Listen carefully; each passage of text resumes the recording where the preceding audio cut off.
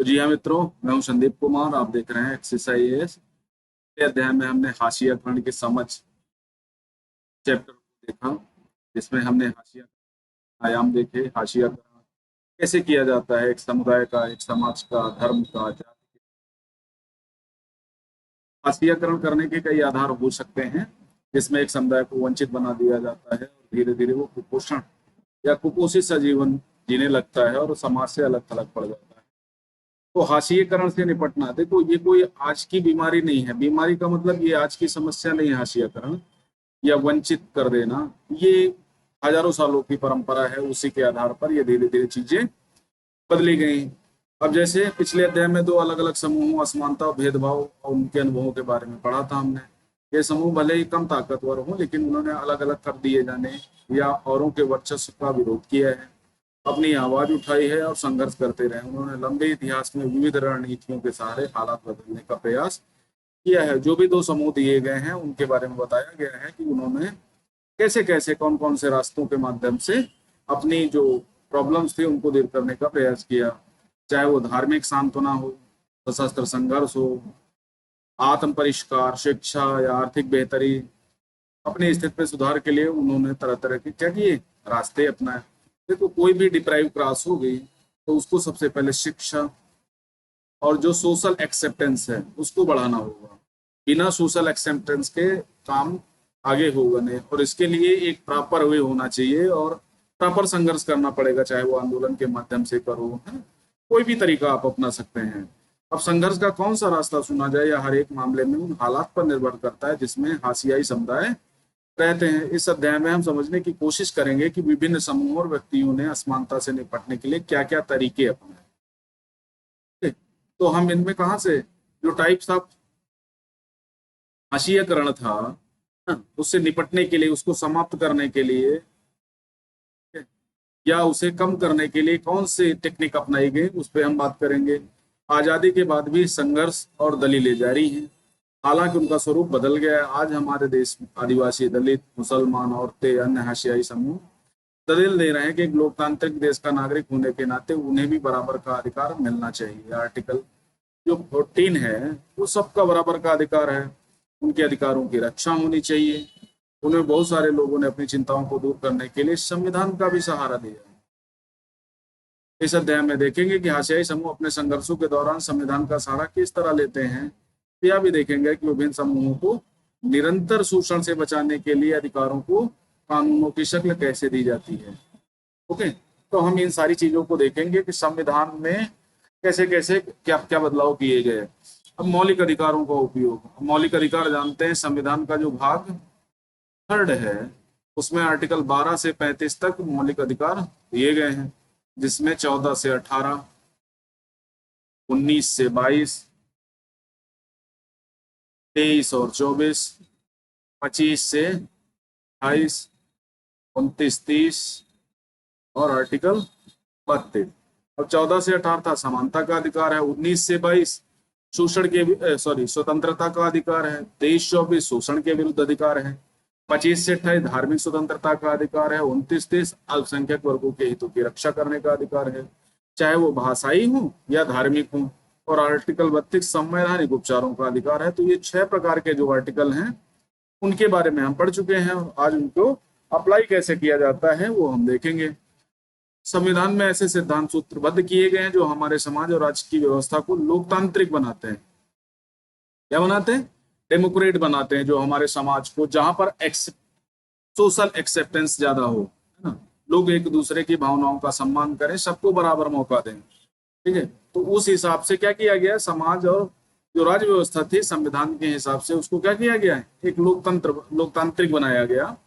इन सिद्धांतों को मौलिक अधिकारों के जरिए परिभाषित किया गया है। आप हमारे संविधान का एक महत्वपूर्ण हिस्सा है। कौन? आर्टिकल 12 से 35। ये सभी अधिकार भारतीय नागरिकों को समान रूप से उपलब्ध हैं। इसमें कुछ ऐसे अधिकार हैं जो सभी नागरिकों के लिए उपयोग उपलब्ध हैं, कुछ ऐसे अधिकार हैं जो भारतीय को ही उपलब्ध हैं। जैसे आर्टिकल 16, 15, आर्टिकल 19, 25, 28, 29, 30 ये सिर्फ भारतीय नागरिकों को ही उपलब्ध है। ऐसा नहीं है पूरे नहीं, पूरे उपलब्ध हैं, लेकिन पूरे सभी नागरिकों को उपलब्ध है, भारतीयों और विदेशियों को साथ साथ में। लेकिन कुछ ऐसे आर्टिकल हैं जो सिर्फ भारतीय नागरिकों को उपलब्ध हैं, समान रूप से उपलब्ध होते हैं। जहां तक हाशियाई तबकों की बात है, हाशियाई तबका वो वंचित तबका जिसको समाज की मुख्य धारा से काट दिया गया है, उन्होंने अपने अधिकारों को दो तरह से इस्तेमाल किया। पहला, वे अपने अधिकारों को जोर देकर उन्हें सरकार को अपने साथ हुए अन्याय पर ध्यान देने पर मजबूर किया है। दूसरा, उन्हें इस बात के लिए दबाव डाला है कि सरकार इन कानूनों को लागू करे। कई बार हाशियाई तबकों के संघर्ष की वजह से ही सरकार मौलिक अधिकारों की भावना के अनुरूप कानून बनाने लगे। जैसे अस्पृश्यता का अंत, आर्टिकल 17 क्या कहता है? अस्पृश्यता या छुआछूत। दलित शब्द का मतलब होता है दबा और कुचला, ठीक है। दलित शब्द का सबसे पहले इस्तेमाल किया था डॉक्टर BR अम्बेडकर ने, और हरिजन शब्द का इस्तेमाल किया था, हरिजन यानी प्रभु की संतान का इस्तेमाल किया था महात्मा गांधी ने। ये दो चीजें याद रखना। जाति व्यवस्था के तहत अपने 7 सदियों से होते आ रहे भेदभाव को रेखांकित करने के लिए खुद को चुना है। अब संविधान का अनुच्छेद 17 है, इसमें अस्पृश्यता या छुआछूत का उन्मूलन किया जा चुका है। इसका मतलब यह है कि अब कोई भी व्यक्ति को पढ़ने, मंदिरों में जाने, सार्वजनिक सुविधाओं का इस्तेमाल करने से नहीं रोक सकता। इसका मतलब यह भी है कि छुआछूत गलत है और अलोकतांत्रिक है। लोकतांत्रिक सरकार इस तरह के आचरण को बर्दाश्त नहीं करेगी, लिहाजा अस्पृश्यता एक दंडनीय अपराध है, ओके, दंड दिया जाता है। अब दूसरे भी अनुच्छेद हैं, जैसे आर्टिकल 15, ठीक है। इसमें क्या कहा गया? किसी व्यक्ति को धर्म, नस्ल, जाति, लिंग, जन्म स्थान के आधार पर भेदभाव नहीं किया जाएगा। इसका मतलब ये है कि कोई व्यक्ति चाहे जिस धर्म से आता हो, चाहे जिस नस्ल का हो, ठीक है, चाहे जिस जाति का हो, चाहे जिस लिंग का हो, या स्त्री हो, पुरुष हो, थर्ड जेंडर हो, या उसका जन्म स्थान कोई भी हो, उसके आधार पर उसके साथ भेदभाव नहीं किया जाएगा। और समानता के अधिकार का हनन होने पर दलित इस प्रावधान का सहारा लेते हैं, आर्टिकल 15 के माध्यम से अपनी डिमांड पूरी करवाते हैं। इस तरह या दलित को लगता है कि कोई व्यक्ति या समुदाय या सरकार उनके साथ सही बर्ताव नहीं कर रही, तो वे मौलिक अधिकारों का सहारा ले सकते हैं। और सभी को पता है, मौलिक अधिकारों के माध्यम से, आर्टिकल 32 के माध्यम से आप सीधे सुप्रीम कोर्ट में रिट दायर कर सकते हैं। उन्होंने बार बार भारत सरकार का ध्यान संविधान की ओर आकर्षित कराया भी, और इस बात पर जोर दिया कि सरकार संविधान का पालन करे और उन्हें न्याय प्रदान करे। आ गई बात समझ में? अब एक कहानी, कविता दी गई है, तो आप उसको देख सकते हैं। और सीधी सी बात यहाँ क्या की गई है, सरकार जो भी फंडामेंटल राइट्स हैं अथवा दिए गए हैं, उनके माध्यम से ही कानून शासन चलाए, और जो भी गलत व्यवहार हो रहे हैं उनको दूर करने का प्रयास करें। इसी तरह मुसलमान अल्पसंख्यक समुदाय ने भी संविधान में दिए गए मौलिक अधिकारों का सहारा लिया है, खासकर 29, 30 और 25 से 28 का धर्म की स्वतंत्रता से, क्योंकि मुस्लिम के लिए धर्म पहले आता है, बाकी सारी चीजें बाद में आती हैं, ऐसा उनका कहना है। और संविधान भी उनके लिए पहले ही है, कई सारे भाषणों में, कई जगहों पर उनको ऐसा देखने में मिलता है। उन्होंने धर्म और सांस्कृतिक शैक्षणिक अधिकारों की स्वतंत्रता के अधिकार पर जोर दिया है। जहां तक सांस्कृतिक शैक्षणिक अधिकारों का प्रश्न है, मुसलमान और पारसी आदि सांस्कृतिक धार्मिक समूहों ने आपको अपनी अपनी संस्कृति की सुरक्षा का अधिकार क्या हुआ है, मिला हुआ। इस तरह विभिन्न प्रकार के सांस्कृतिक अधिकारों की व्यवस्था करके संविधान ने ऐसे समूहों को सांस्कृतिक न्याय देने का प्रयास किया है। इसका उद्देश्य यह है कि समूह की संस्कृति पर न तो बहुसंख्यक समुदाय की संस्कृति का वर्चस्व और न ही वह नष्ट हो। तो भारत सरकार या सुप्रीम कोर्ट या फंडामेंटल राइट्स क्या करते हैं, मान लिया किसी की आबादी 100, पूरे देश की आबादी मान लेते हैं 100 है, और उसमें 60% एक ए समूह के व्यक्ति रहते हैं, 10% बी समूह के रहते हैं, है ना। इसी तरह 5 समूह के 10-10 करके 4 समूह के व्यक्ति रहते हैं, सी, डी और ई। अब देखो हुआ क्या, मान लिया इनकी भाषा, खान पान, सांस्कृतिक रीति रिवाज, धर्म, वो सारी चीजें इन चारों से अलग हैं, तो इनको इसलिए 29-30 का अधिकार दिया गया है कि उनकी जो भाषाएं हैं ना, वो ये लोग दबाव बना करके इनकी सांस्कृतिक रीति रिवाज, इनका पहनावा, इनका खान पान, ये सब नष्ट न करने पाए। तो इसीलिए 29-30 के माध्यम से इनको, तो इनका सांस्कृतिक रीति रिवाज है, शिक्षा है, उन पर अल्पसंख्यकों का जो अधिकार है वो देने के लिए कानून बनाया गया है। हाशियाई तबकों के लिए कानून, जैसा कि हमने पहले पढ़ा था कि सरकार अपने नागरिकों की रक्षा के लिए कानून बनाती है, लेकिन सरकार केवल इसी तरह कार्यवाही नहीं करती। हमारे देश में हाशियाई तबकों के लिए खास कानून नीतियां बनाई गई हैं। बहुत सी नीतियां योजनाएं किसी समिति की सिफारिश या सर्वेक्षण के नतीजों पर आधारित हैं। जो रिव्यू कराया जाता है या जो सर्वेक्षण कराया जाता है, या जैसे आपने पिछले समिति का नाम सुना था, मुसलमानों के लिए एक समिति बनाई गई थी। समिति के माध्यम से जो भी रिपोर्ट उसकी आई ना, उसी के आधार पर सरकार ने कानून बनाया। और भी जैसे SC ST से रिलेटेड बहुत सारी समितियां बनती हैं, OBC से रिलेटेड समितियां बनती हैं, किसी कानून में संशोधन, जैसे UCC पर सिफारिश के लिए कोई कमेटी बनी होगी, है ना। और महिलाओं की 21 और पुरुष की एज शादी की 21 वर्ष के लिए जया जेटली की अध्यक्षता में एक कमेटी बनी थी। तो इस तरह कमेटियां बनती रहती हैं, उनकी रिपोर्टें प्रकाशित होती रहती हैं। अब क्या किया, इस तरह सरकार की नीतियों को प्रोत्साहन देती है ताकि खास तबकों को सही अवसर उपलब्ध कराया जा सके। जैसे आर्टिकल 15 और 16 में आपको रिजर्वेशन के प्रावधान दिए गए हैं, ठीक है। तो वो किसके लिए है, डिप्राइव क्लासेस के लिए, सामाजिक और आर्थिक रूप से जो भी वर्ग निचले स्तर पर हैं उनको रिजर्वेशन के माध्यम से ऊपर लाने का प्रयास किया जाता है। तो एक सकारात्मक अवधारणा पर आधारित है। ये जो अलगाव है अन्य समुदायों से, वो सकारात्मक अवधारणा पर आधारित है। संविधान के लागू होने के लिए केंद्र और राज्य सरकारें जनजातीय आबादी वाले और भारी दलित आबादी वाले इलाकों में विशेष प्रकार की योजनाएं लागू करती हैं। जैसे नई रोशनी,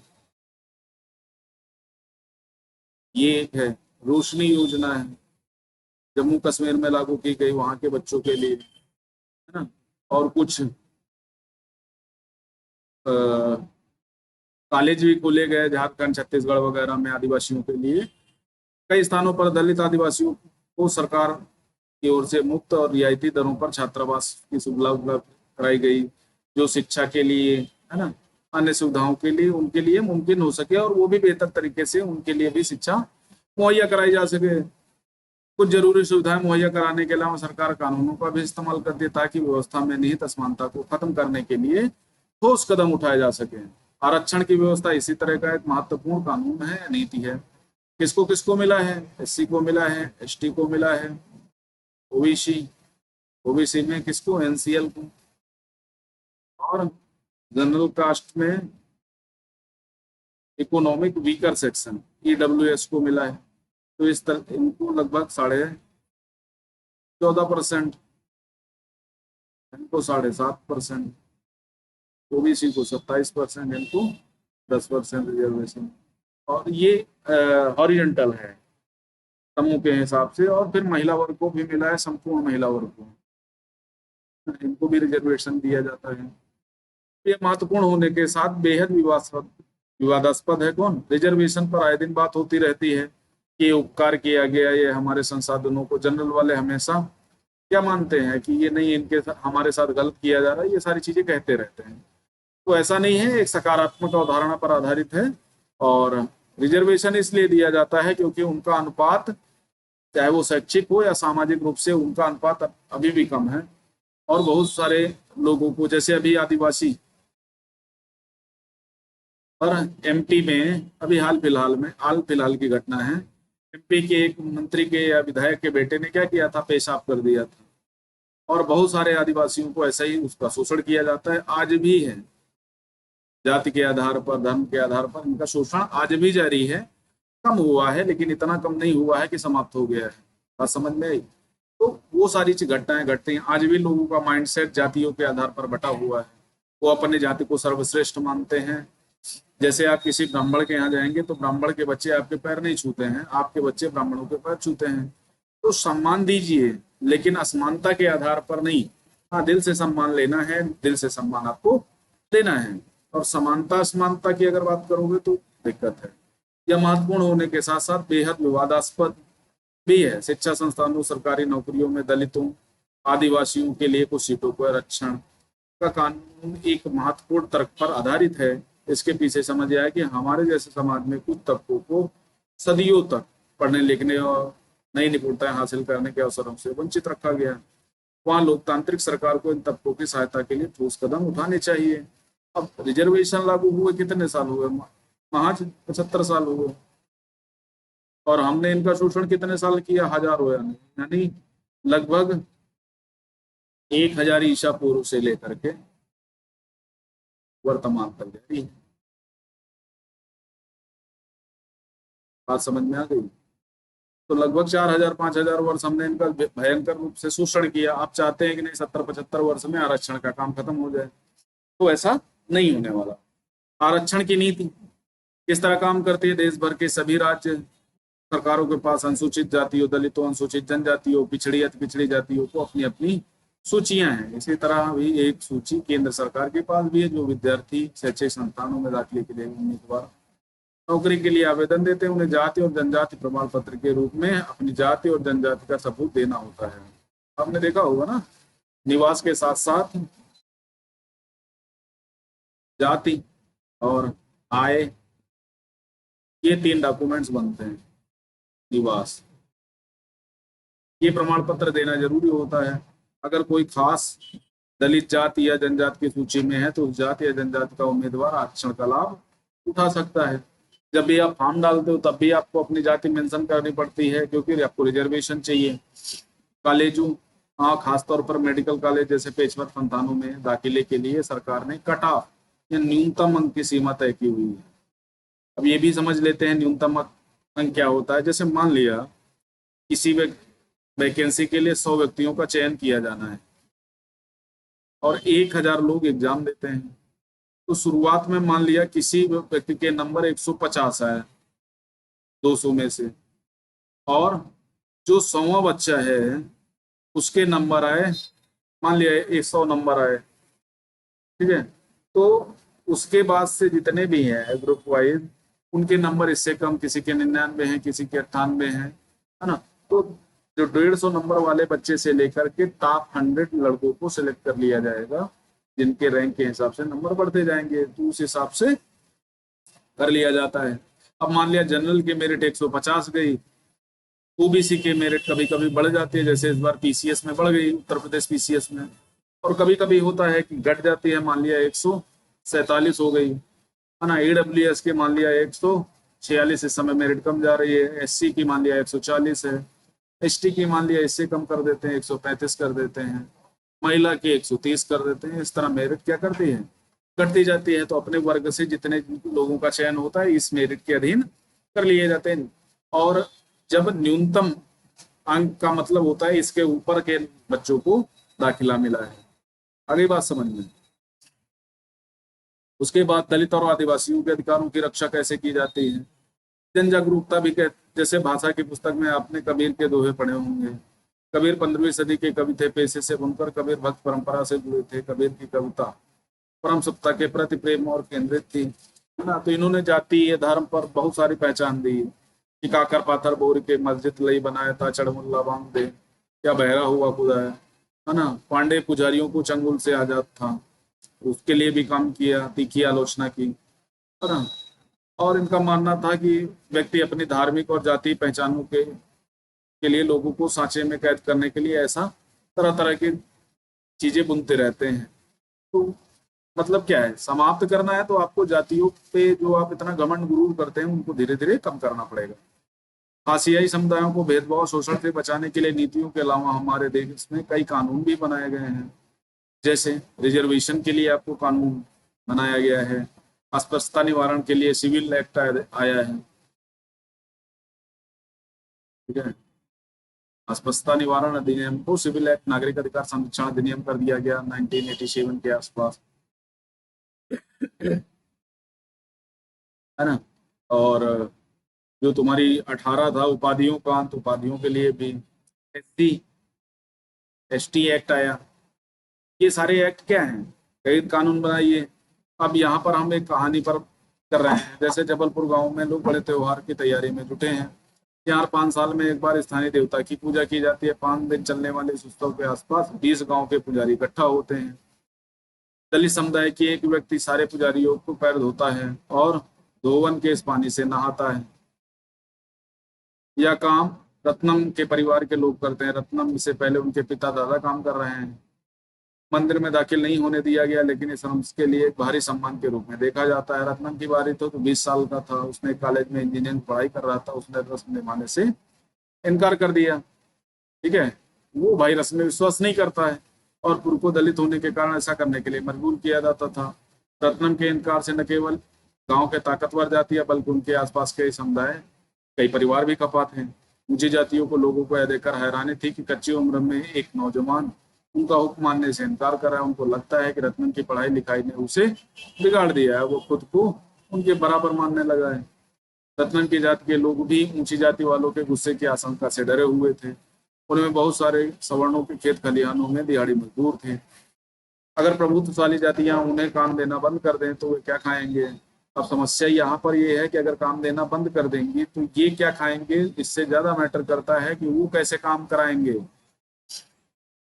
अगर प्रत्येक व्यक्ति ना कर दे, हुक्का पानी बंद कर दे, तो कैसे आगे काम चलेगा। तो दोनों के लिए दिक्कत है। तो ये मत सोचिए कि नहीं, अगर वो नहीं करेंगे तो हम मर जाएंगे। मरेंगे आप, तब आपके साथ वो भी मरेंगे, उनकी भी जीविका का संकट आएगा।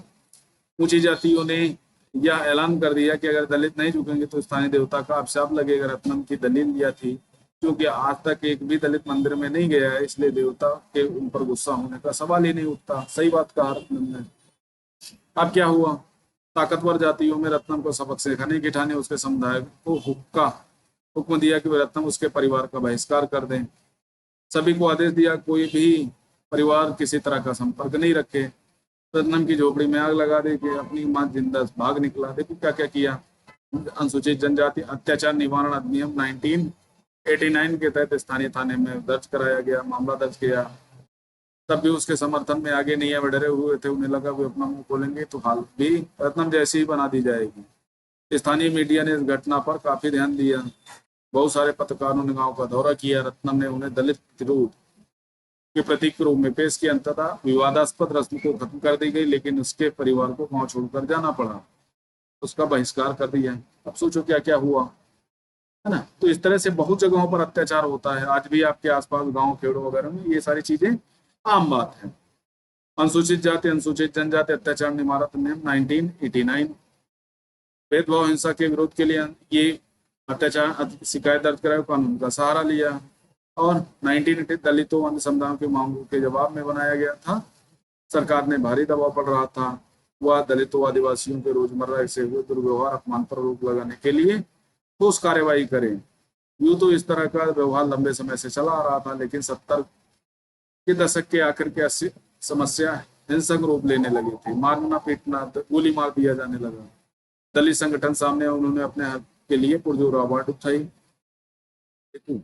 जब भी आप किसी का विरोध करेंगे ना, तो विरोध धीरे धीरे फिर बातों से हिंसक होने लगेगा, और ज्यादा विरोध किया तो वो हिंसा भी समाप्त हो जाएगी। धीरे धीरे चीजें अपने रास्ते पर आ जाएंगे। तो यहाँ पर दलितों ने जब आवाज उठाई तो लोग हिंसा का सहारा लेने लगे। ठीक है, मारने पीटने, गोली मारने या उनके घरों में आग लगाने, ना इस तरह का काम करने लगे। लेकिन धीरे धीरे समस्याएं समाप्त हुई। जातीय दायित्वों का निर्वाह करने का तैयार नहीं थे, वे समानता का अधिकार चाहते थे। उन्हें भी दलितों का अपमान और शोषण करने वाली समस्याओं को मानने से इनकार कर दिया था। इसकी वजह से ऊंची जातियों के लोग उनके साथ खुलेआम हिंसा पर उतारू हो गए थे। बात पर एहसास कराने के लिए दलित संगठनों ने व्यापक अभियान चलाया। छुआछूत अभी भी जारी है। बात पर दैवों कानून में दलितों के साथ होने वाली विभिन्न प्रकार की हिंसा की सूची बनाई जाए, यानी एक लिस्ट बनाई जाए, लिस्ट के आधार पर उनसे निपटा जाएगा। तो ये सारी चीजें हुई। अब फिर 1970-80 के दशक में आदिवासियों ने भी खुद को बड़े पैमाने पर संगठित किया, धीरे धीरे संगठित बनाए। उन्होंने न केवल बराबरी के लिए आवाज उठाई, बल्कि अपनी जमीन संसाधनों को हासिल करने के लिए भी आंदोलन चलाए। जैसे तो क्या बोलते हैं उसको, झारखंड छत्तीसगढ़ वगैरह में एक आंदोलन चलता है जिसमें कई सीआरपीएफ के जवान मारे गए। सीआरपीएफ के जवान मारे गए हैं। तो एक प्रकार के जो साम्यवादी आंदोलन होते हैं वो थोड़ा हिंसक होते हैं। हिंसक हो भी क्यों ना, हजारों सालों से गुलामी बनाए हो। तो हमारी भी जिम्मेदारी बनती है कि उनके साथ एक उचित और सम्मानजनक व्यवहार करें। तो वो क्या करेंगे, वो ठीक हो जाएंगे। यही वजह है कि कानून में अपराधों की एक बहुत लंबी सूची दी गई है। इसमें से कोई अपराध तो इतने भयानक है उनके बारे में सोचकर ही दिल दहल जाता है। इस कानून ने केवल भयानक अपराधों का उल्लेख किया है, बल्कि यह कानून इस बात की ओर इशारा करता है कि साधारण इंसान भी कितने जघन्य कृत्य कर सकते हैं। अब नैतिक रूप से निंदनीय है, अब नैतिक कौन मानता है भाई? जब तक कानून का खौफ नहीं होगा तो कैसे होगा? बात समझ में आ गई? ये सारी जैसे महान से मैला उठाने वाली प्रथा, सारे लोग झाड़ू टीन टोकरियों के सारे पशु इंसानों मल मूत्र को ठिकाने लगाते हैं बिना। आज भी लगभग साल भर में 100 से 200 लोगों की मृत्यु सिर्फ ये साफ सफाई सीवर टैंकों में उतरने के कारण हो जाती है। उसमें ज्यादातर क्या है, एससी कैटेगरी के लोग। और जो हाथ से मैला उठाते हैं ये लोग है ना, इनका सामाजिक बहिष्करण भी कर दिया जाता है, इनको गंदा माना जाता है। अब सोचो, हमारी गंदगी उठाने वाले लोग गंदे कैसे हो सकते हैं, झाड़ू लगाने वाले लोग गंदे कैसे हो सकते हैं? ठीक है, तो क्योंकि गंदगी का ठेका तो हमने ले लिया है ना, कि हम सारी गंदगी हगेंगे हम, और जो भी गंदगी साफ करेंगे वो हमारे लिए गंदे हो जाएंगे, हम उनके हाथ का पानी तक नहीं पीते। तो ये ऊपर से नीचे तक है। ठीक है, ब्राह्मण जो है ठाकुर के यहाँ ठाकुर, कुरमे के यहाँ कुरमे, पासी के यहाँ पासी, चमार के यहाँ। तो इस तरह एक सीढ़ी है जहां पर लोग क्या है, ये सारा लेते हैं और उनको धीरे धीरे डाइवर्सिफाई करते हैं। ठीक है, तो यहाँ पर करने की जरूरत है। जो वंचित तबके हैं, जो वंचित, उनका सालों से डिप्राइवेशन किया जा रहा है, उनको समाप्त करने के लिए क्या किया जा सकता है? तो एक कहानी देख लेते हैं। गंदगी उठाकर दूर स्थानों पर फेंक के आते हैं। हाथ से मैला उठाने वाले पीढ़ी दर पर पीढ़ी यही काम करते हैं। यह काम आमतौर पर दलित औरतों और लड़कियों के हिस्सों में आता है। आंध्र प्रदेश में सक्रिय सफाई कर्मचारी आंदोलन के अनुसार पूरे देश में दलित समुदाय के 13 लाख लोग यही काम कर रहे हैं। सिर पर मैला ढोलने वालों के बीच अब तो ये बंद कर दिया गया है, अवैध कर दिया गया है। ठीक है, अब तो ये प्रथा समाप्त कर दी गई है। देखो, manual construction of dirty latrine prohibition act 1993 पारित किया। कानून सिर पर मैला उठाने वालों पे काम रखने और खुले शौचालयों के निर्माण पर पाबंदी लगा। 2003 में सफाई कर्मचारी आंदोलन 13 संगठनों, जिसमें 60 मैला ढोने वाले थे, सर्वोच्च न्यायालय ने एक क्या किया, PIL दायर की। कहना था कि मैला ढोने की प्रथा न केवल आज भी चल रही है, बल्कि रेलवे जैसी सरकारी उपक्रम में भी बड़े पैमाने पर यह प्रथा प्रचलित है। रेलवे में भी चलती थी कि 1993 में यह कानून है ना, तो फिर धीरे धीरे उसको 6 महीने के अंदर क्या किया गया, समाप्त किया गया। अब सिर पर मैला ढोने के है ना, ये क्या समझते हैं? 2003 में जनहित याचिका माध्यम से क्या हुआ, 2005 में विचार पर सर्वोच्च न्यायालय ने क्या किया, तो धीरे धीरे बदलाव हुआ। आदिवासियों की मांगे और 1989 का अधिनियम, ये कौन है, वही हमारा SC/SC एक्ट। और फिर 2006 में एक वन एक्ट, अनुसूचित जाति एवं अन्य पारंगत वनवासी वन अधिकार मान्यता अधिनियम 2000। इसमें कहा गया कि जो वनों की लकड़ी है, छोटी छोटी चीजें हैं, ये वहां से बिन सकते हैं, काम कर सकते हैं। यहाँ देख लेते हैं 1989 का अधिनियम महत्वपूर्ण है कि आदिवासी कार्यकर्ता अपनी परंपरागत जमीन पर अपने कब्जे बहाली के लिए इस कानून का सहारा लेते हैं, क्योंकि इनकी जमीनें क्या हुआ, आपने दीकियों के बारे में सुना होगा, दीकू, और आपने सुना होगा औपनिवेशिक काल में जो वन के लोग थे उनको बाहर निष्कासित कर दिया गया था और महाजन साहूकारों को दे दिया गया था, और ये लोग पैसा इकट्ठे करके अंग्रेजी सरकार को देते थे। तो इन्होंने धीरे धीरे अंग्रेजी जमीनों पर कब्जा कर लिया, तो इनको समाप्त करने के लिए क्या किया गया, चीजें बदली गई, और अपनी जमीन छोड़ने और जबरन विस्थापन से आदिवासियों को भारी परेशानी होती है। कार्यकर्ताओं का कहना है जिन लोगों ने आदिवासियों की जमीन जबरदस्ती कब्जा कर लिया है, उन्हें इस कानून के तहत सजा दी जानी चाहिए। उन्होंने यह भी कहा कि जनजातीय समुदायों को केवल वही लाभ देता है जो संविधान में आश्वासन दिया गया था। संवैधानिक रूप से आदिवासियों के जमीन को किसी गैर आदिवासी व्यक्ति को नहीं बेचा जा सकता। अगर बेचा जाएगा तो उनका जो पंचायत पेशा एक्ट है ना, पेशा एक्ट में भी कई सारे प्रावधान किए गए हैं। 1996 में भूरिया कमेटी की रिकमेंडेशन पर आया था पेशा एक्ट। और दूसरी चीज है कि अगर किसी की जमीन, तो कलेक्ट्रेट, ठीक है, यानी एक IAS ऑफिसर, जिलाधिकारी से क्या करना पड़ेगा, आपको लिखित आदेश लेना पड़ेगा कि मैं अपनी जमीन बेचना चाहता हूं और सामने वाली पार्टी उसको खरीद रही है। आदिवासियों से आदिवासियों में शिफ्ट हो सकते हैं, लेकिन आदिवासियों से किसी ऐसे व्यक्ति को, रसूखदार व्यक्ति को ट्रांसफर नहीं हो सकती है ना। तो वो 143 के तहत आती है, क्लाज है जमीन एक्ट में। इसका मतलब यह है कि अगर आप जमीन की लिखा पढ़ी करा लेंगे तो उसके बाद वो क्या करेंगे, जमीन 15 साल बाद उसी व्यक्ति के मूल में चली जाएगी। गैर आदिवासी व्यक्ति को नहीं बेचा जा सकता। जहां ऐसा हुआ है, संविधान की गरिमा बनाए रखने के लिए उनकी जमीन वापस उन्हें मिल गई है या मिलनी चाहिए। अब फिर क्या हुआ? आदिवासी कार्यकर्ता सीके जानू का आरोप है कि आदिवासियों के संवैधानिक कानूनों का उल्लंघन करने वालों में विभिन्न प्रदेश की सरकारें भी पीछे नहीं है। ये वही सरकारें हैं जो लकड़ी व्यापारी, पेपर मिल आदि के नाम पर गैर आदिवासी घुसपैठियों को जनजातीय जमीनों का दोहन करने, आदिवासियों के परंपरागत जंगलों से छूट देती है। ठीक है, और आरक्षित अभ्यारण्य घोषित करके भी लोगों को वहां से बेदखल कर दिया जाता है। सुश्री जानू का यह भी कहना है कि आदिवासी बहाल पहले भी बेदखल हो चुके हैं और वापस नहीं लौट सकते, उन्हें भी मुआवजा दिया जाए। इसका मतलब है कि सरकार ऐसी योजनाएं बनाए जिनके सहारे नए स्थानों पर रह सके और काम कर सके। तो क्या हुआ? सरकार ऐसी योजनाएं बनाए जिनके सहारे भी नए स्थानों पर रह सके और काम कर सके। जब सरकार आदिवासियों से जमीन छीनकर औद्योगिक या अन्य परियोजनाओं के निर्माण के लिए बेहिसाब पैसा खर्च कर सकती है, तो इन विस्थापितों को पुनर्वास के लिए मामूली सा खर्च क्यों नहीं हिचकती? देखो, सिंपल सी बात है। मान लिया किसी ब्रिज का निर्माण होना है, ठीक है, या कोई डैम बनना है, या फिर कोई कंपनी या प्रोजेक्ट के तहत या रोड का निर्माण होना है। तो इस तरह के एरियाज में क्या होता है कि कई सारी जमीनों को सरकार एक्वायर करती है और उन पर प्रोजेक्ट चलाने के लिए वहां से बहुत सारे जातियों को, जनजातियों को, या अन्य, जैसे अभी हाल फिलहाल में उत्तर प्रदेश या अन्य स्थानों पर रोडों का काम बहुत तेजी से चल रहा है। ठीक है, तो वहां पर जो किसानों की जमीनें हैं उनसे लेकर के उन्हें मामूली सा पैसा दे करके उनको धीरे धीरे से क्या किया जा रहा है, उनसे जमीनें ले ली जा रही हैं। तो वैसे ही SC, schedule tribes, schedule caste areas में किया जाता है। तो वहां पर जैसे मान लिया किसी आरक्षित क्षेत्र घोषित कर दिया गया, अभ्यारण्य या नेशनल पार्क, नेशनल जू घोषित करके उनकी जमीनें छीन ली गई, लेकिन उनको क्या करना है? उनको पुनर्वास कराना है ना। एक तो वैसे भी वो लोगों से कटे हुए हैं, और लोगों से और ज्यादा काट दोगे तो वो कहाँ जाएंगे? उनकी रोजी रोटी का संकट आ जाएगा, खाने पीने का संकट आ जाएगा। तो सिंपल सी बात है, उनका पुनर्वास कराने के लिए उनको क्या देना पड़ेगा? आपको खर्चा करना पड़ेगा, विस्थापितों की मदद करनी पड़ेगी, उनके लिए स्कूल, कॉलेज, उनके सामाजिक बैकग्राउंड की चीजें, ये सारी चीजें आपको कवर करनी पड़ेंगी।